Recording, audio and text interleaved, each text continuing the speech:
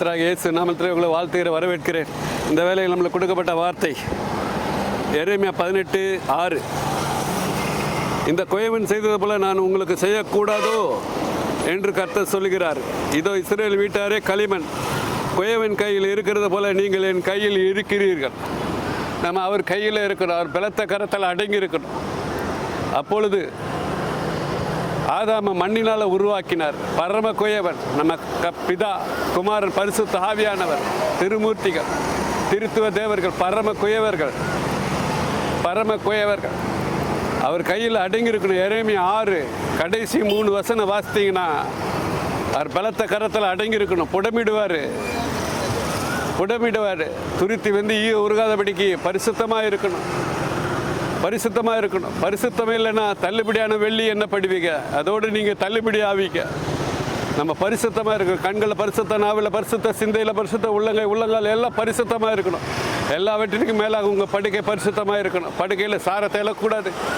பரிசுத்தமாக இருக்கணும். உடல், பொருள், ஆவி, ஆத்மா, சரீரத்தை பரிசுத்தமாக ஜீவ பலியாக அவருக்கு ஒப்பு கொடுக்கணும். அதே அவருக்கு சுகந்த வாசனை பலி.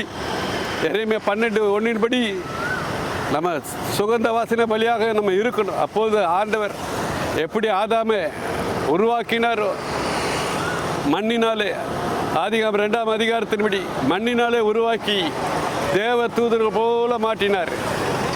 தேவ தூதர்கள் போல படைத்தார். நம்ம இப்பொழுது மண்ணாக இருக்கிறோம்.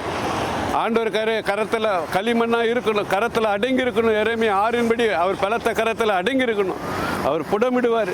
நம்ம பலத்த கரத்தில் அடங்கி இருக்கணும். நொறுக்கி உருக்கி நம்மளை உருவாக்குவார்.